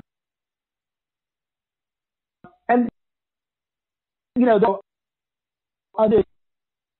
the Versace families.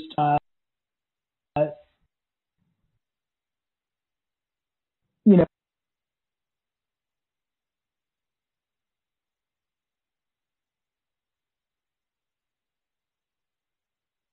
time.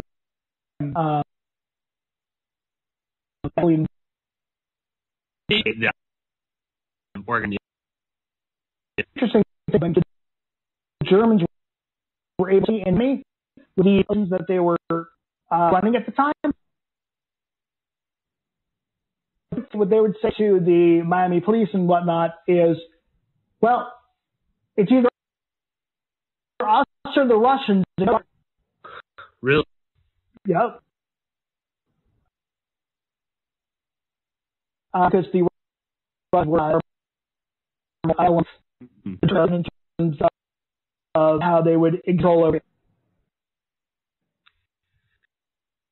Now, I don't yeah, we'll have to have you back on just because Cunanan and stuff, and this sort of people trip. Do you think for me the Versace murder is almost unrelated to Cunanan's other murder? You know, like they were not part of his spree. That these were, you know, this was for him. And there's, I mean, as we know, and this isn't like some crazy person's wife. It's from Marie North, who, you know, is a Vanity Fair author and very credible. This is her, and the FBI files, which I've read, and I have. I do, Pierce. I do think that there's a lot of evidence to support the idea that Versace was a targeted hit. The interesting thing is that people have been floating the rumors out there that Cunanan was killing anyone that might have exposed him to HIV. Well, when I knew that. Mm-hmm. And it just doesn't seem like that motive really, you know, didn't hold a lot of water. Indeed, he did know Versace, that they did interact in San Francisco. Orth documents Cunanan and Versace driving around in a limo in the Castro district of San Francisco from someone that was in the car with them. Oh, so really? There was indeed a familiarity and potential relationship, not like an acquaintance. They were at least acquaintances, if not friends. Right. But and that's established. I mean, that's beyond any doubt that they had interacted before in a more intimate way than just like, you know, seeing someone at an event and saying, "Oh, hello." Right. But we don't know if it got sexual. I can only assume that it probably did, based on what we know about both characters. Right. And I mean, we should mention too, I mean, Versace had a long time Antonio D'Amico, right? I mean, it's, you know, long time. I mean, they were together forever. As Orth documents in the book, they would regularly hire attractive young men to join them.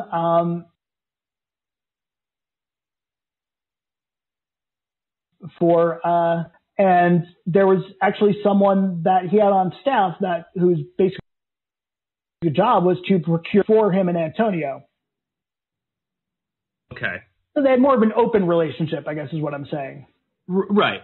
Oh yeah, sure. Okay. I mean, you know, whatever. Yeah. What, if anything, do you, I mean, one would only assume Donatella Versace, vice president of the Versace group. Yeah. You know, yeah, absolutely. But is there any indication that she aware of what may or may not have been going on with all this? I mean, how does she kind of fit into the investigation, for instance? Well, this was to design the fall line doing too much coke.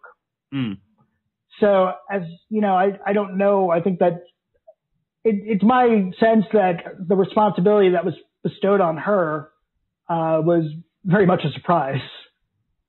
Oh, like she had never sort of anticipated that this was going to be a thing. I mean, but she was still involved with the company, right? She was involved with the company, but I mean, certainly, like I said, you wouldn't, unless you were really like reading Women's Wear Daily, you would have no idea who the name Donatella Versace was in 1997. She only really became a public figure at the funeral. Right. And she was overshadowed by Princess Di and Elton John. Right, of course. And the one thing that they did do is they tried to fight the autopsy. They tried to get Versace's body before the autopsy was even performed. For fear of finding something, or well, the HIV being one of them, right? And they didn't hang around Miami. They didn't sit for a police interview, as the family usually does. They had him cremated at the earliest possible moment and hopped on a private plane and flew out of there to Italy. Right, and as far as I know, Donatella Versace lives in Milan and is not, that is her. I assume she comes to the U.S., but... Yeah, but as far as being cooperative in the investigation, not at all. Antonio was very cooperative. I'm very fascinated by the Miglin thing because I've heard firsthand accounts of some things about Miglin's proclivities, his fetishes and things like that. And just like I said, the manner that he was killed with gardening tools, and his body was almost mummified in a very kind of fetish technique that Andrew was known to be into. And one can only assume, and there's good evidence for this based on, from what I've heard, where Miglin hung out here in Chicago, that Miglin was into that kind of, he was a submissive. He was into being dominated. Right. And so the idea that he would put himself in a position that he would be almost helpless, wouldn't be surprising. And, he would go along with it because that's kind of his thing. Two questions right now. One is this, reported time that Versace and Cunanan are driving around in San Francisco. When is that? I believe it's 1992, right? Versace was in San Francisco. He was doing the costumes for the San Francisco Opera. Okay. And they had a big event. The opening of the opera is a big deal in San Francisco. As a former San Franciscan, it's the equivalent of the Academy Awards in San Francisco. It's a big night. Everyone's all dressed up. It's the place to be seen. And it was kind of a big, I wasn't there at the time, but it was kind of a big deal to have a Versace come and design, do the costumes for the opera and personally do that. Imagine today, if it was Versace doing the costumes, it would be a totally different thing. But like I said, this guy was very hands-on. It was very much, he put a lot of love into his designs, and he wanted to, if his name was going to be on it, he wanted to be the one to set it just right and make the people feel good in what they were wearing. Right. So he was very hands-on in San Francisco, and there was a big after party, and that's where it's documented that they met. But then Orth has them in a limousine with another known person whose name escapes me at the time, but it's his name is public. It talks about being in the back of the limo and driving around the Castro, and Cunanan running into seeing friends on the street corner and opening the window of the limo and saying, "Hey, guess who I'm with?" Very flamboyant. I shouldn't say flamboyant. I should say more boisterous, outgoing, very braggadocious. And this is at least a few years before Cunanan actually begins his spree. About 5 years. Spree lasted from April to July of 1997. Okay. And one of the more interesting things that Orth writes about again, the owner of the San Diego Union Tribune newspaper, you think the guy's from San Diego, it would be a big story locally. Not one report about it until after the Versace killing, even though everyone knew that the suspect, because the son of the publisher was known to have had Cunanan at parties that he hosted, the Copley family. And Mr. Copley was deeply closeted, and he didn't let the paper report on Cunanan for fear of that connection being made. Really? Yeah. Again, this was 1997. Yeah. And I want to say it's before Ellen. I know it's before Matthew Shepard. I mean, that changed a lot for folks, you know. No, I know, because you say 1997. I mean, in my head, I'm like, oh, I mean, you know, like, whatever. But that was quite a long time ago. Yeah. You know, and even though, I mean, Versace never hid the fact of his sexuality, you know, he was quite famous as well. You know, Absolutely. You know, he could, you know, so like in Elton John could kind of get away with it. What do you mean? He married Kiki D. Elton John's straight. Yeah, right. Now, I mean, again, I've so many kind of like questions. Come on, you don't sing "Don't Go Breaking My Heart" with Kiki D, and he's straight, right? Elton John, right? Yeah. Then I mean, here's the other thing that I'm sort of curious about, and to get your kind of take on. I mean, is what is Cunanan's actual motive? Some of it seems almost out of like not desperation, but just sort of necessity. You know, he has to kill the caretaker because that was necessity. There's no doubt about that. There was no relationship, and if you've seen the caretaker, it's pretty obvious that there was no relationship there. He wasn't the most attractive looking gentleman I've ever seen, the caretaker, but he was apparently a very good man. And, you know, I'm just not attracted to guys that do Civil War reenactments personally, but, you know, that's my thing. The caretaker was necessity. Miglin, I tend to think that there's a good amount of evidence that he went there to try to get Miglin to take care of him, to finance his lifestyle. Which is what he was doing. I mean, that's basically he would latch on to rich men. That's what he was doing in San Diego. Yeah. And I mean, it's very obvious that Miglin knew he was coming, and that, I mean, when you have your assistant bringing $2,000, you know, you don't usually do that when there's a robbery. Right. I mean, this is sort of like a payoff, you know, just leave and. Well, I think that he was hiring Cunanan he had met him before. Right. I also think, because a lot of people believe that Cunanan had a relationship with the Miglin son, Duke Miglin. Now, I differ from this. I don't think that he did. Duke Miglin was, at the time he was an actor. He's one of the Russian pilots in the movie Air Force One. Oh, okay. He had went to USC for film school, and and there's all these rumor and innuendo that he and Cunanan had the relationship, and that Duke Miglin was closeted, which didn't pan out. Duke Miglin is married and bankrupting his father's company as we speak. But my theory is that he told Lee Miglin, the gentleman that was killed, told Cunanan that his name was Duke. Wait, I'm sorry. Say that again, Brian? I believe that Lee Miglin told Andrew Cunanan that his name was Duke. Mm. I think Andrew Cunanan knew Lee Miglin as Duke. And I think he did that because Miglin, if someone was calling for Duke, right. You know, the son was away. The son lived in Los Angeles at the time. You know, it was a good cover. Yes. I don't think that he was extorting Miglin for, you know, hooking up with his son. I don't think he even knew his son. But everyone says that Cunanan bragged about knowing this famous Chicago developer named Duke. Mm-hmm. Well, at that time, Duke Miglin was like a bad actor. Right. You know, the famous Chicago developer, that's his father. Yes. I'm pretty certain that it wasn't that Cunanan had a relationship with the son. I think that the father just lied and said his name was Duke. Right. Which is, if you think about it, it's a great cover, because we're talking back in the day that you get phone calls and letters.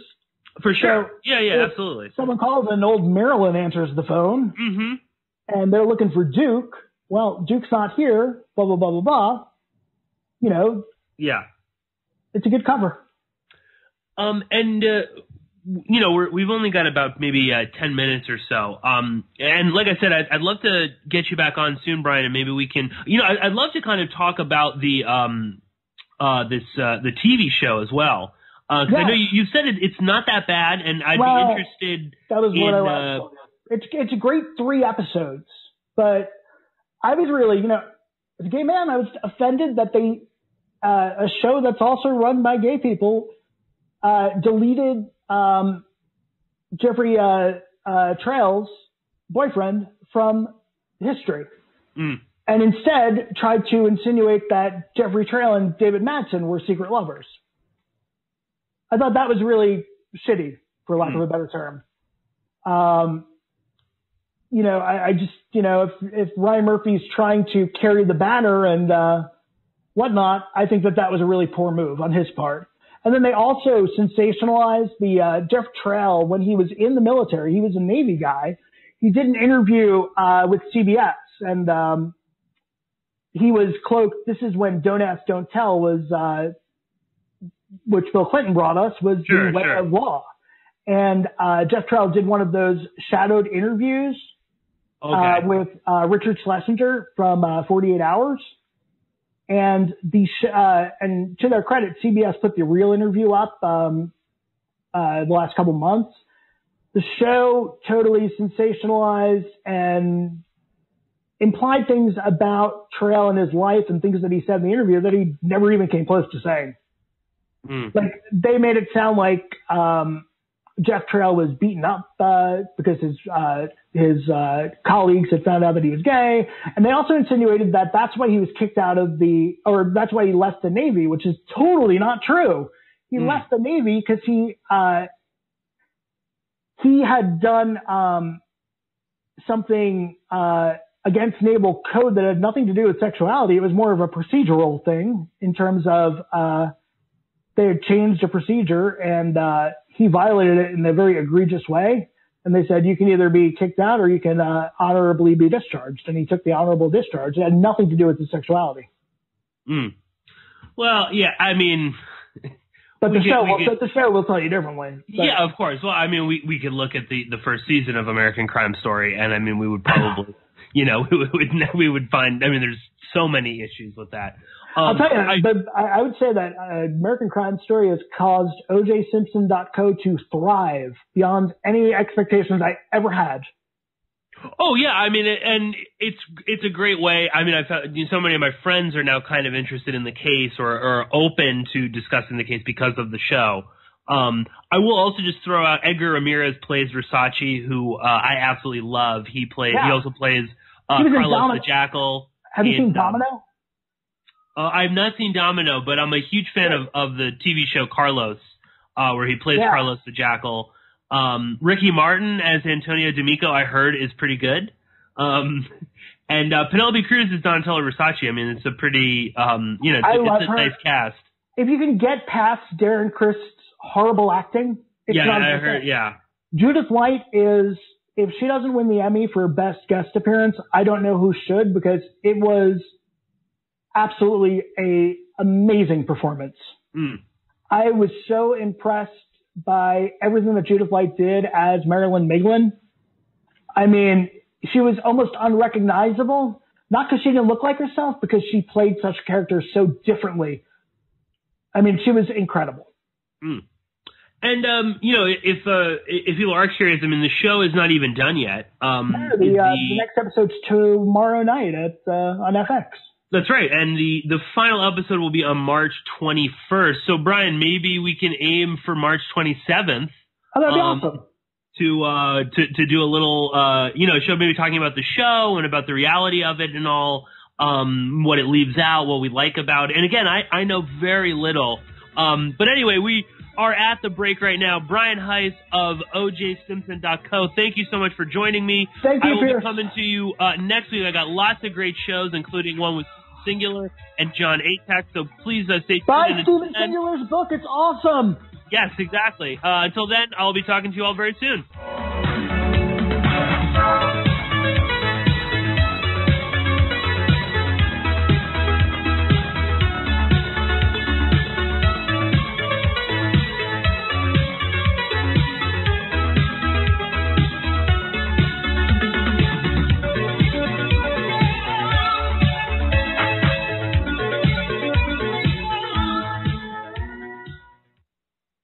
No rules. No rules. No taboo topics. No taboo topics. No fear of doom. No fear of doom. We are American Freedom Radio. American Freedom Radio.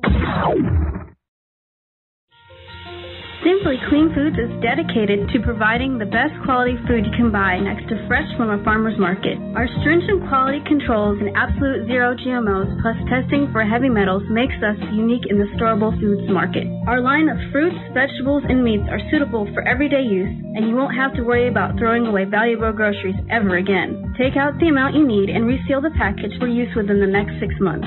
Simply Clean Foods' primary focus is to bring clean food to people all around the world and change the way we look at freeze-dried food in our daily cooking. Go to simplycleanfoods.net. That's www.simplycleanfoods.net today. We all know that they're not telling us the truth. So stand up for your rights, demand the real medicine, and your right to use it and grow it. This is Rick Simpson, and you're listening to American Freedom Radio. News and information you can trust. This is American Freedom Radio. Freedom, American Freedom Radio. American Freedom Radio. American Survival Wholesale is a proud sponsor of the American Freedom Radio. And when you purchase quality products from AmericanSurvivalWholesale.com, you help support this program. Our quality non-GMO foods do not contain MSG, high fructose corn syrup, or heavy metals. At American Survival Wholesale, you can choose from over 8,000 quality products, including self-defense weapons, bug-out bags, and long-term storable food at wholesale prices. We also have custom food packs available, including gluten-free, dairy-free, and vegetarian packs. If we don't have it, you don't need it. American Survival Wholesale is a veteran-owned and operated company which also supports our veterans in need, and we are very active in disaster relief. If you would like to become a distributor, please email us at bugoutamerica@usa.com or call 818-720-0759. We offer free consultations to answer all your questions. Do it today while things are calm. That's AmericanSurvivalWholesale.com. Assassination. You know what's interesting about assassination? Well, not only does it change those popularity polls in a big hurry, but it's also interesting to notice who it is we assassinate. Do you ever notice who it is? Stop to think of who it is we kill. It's always people who've told us to live together in harmony and try to love one another. Jesus, Gandhi, Lincoln, John Kennedy, Bobby Kennedy, Martin Luther King, Medgar Evers, Malcolm X, John Lennon. They all said, try to live together peacefully. Bam!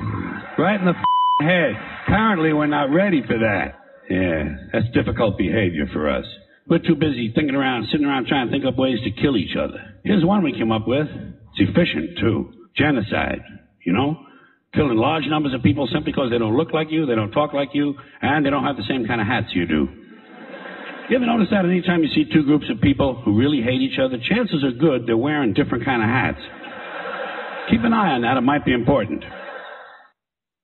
You're listening to AmericanFreedomRadio.com, the network who perseveres in delivering intelligent debate, constructive dialogue with true independence. The freedom to broadcast the truth is not free at all. So what is American Freedom Radio worth to you? The empowering information with fun, honest and pure integrity behind it provides an example to follow, friendships to flourish, with the moral altruism that pulls no punches. The hosts sacrifice and show remarkable discipline in their duty to deliver quality radio in service to the community with strength, wisdom, and loyalty. The founders of AFR wish to thank you personally for sharing your views and insights to make the best radio and alternative media. Now it's time for you to give something back and play a vital role in the future of America. Be as generous with us as we've been with you. Click on the donate banner at AmericanFreedomRadio.com or volunteer by emailing AmericanFreedomRadio@ymail.com. Vaccine, psychotropic drugs, and artillery batteries not included. Launch sequence initiated. We're now in the approach phase. Everything looking good. Control is good. 5, rocket copy. 3, 2, 1.